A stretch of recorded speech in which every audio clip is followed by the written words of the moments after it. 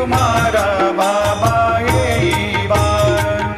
सदा सस्वरूपं चिदानन्दकन्दं जगत्सम्भवस्थानसंहारहेतुं स्वभक्तेच्छया मानुषं दर्शयन्तं नमामीश्वरं सद्गुरुं साईनाथं भवद्वान्तविध्वंसमार्तण्डमीड्यं मनोवागतीतं मुनिर्ध्यानगम्यं जगद्व्यापकं निर्मलं निर्गुणत्वां नमामीश्वरं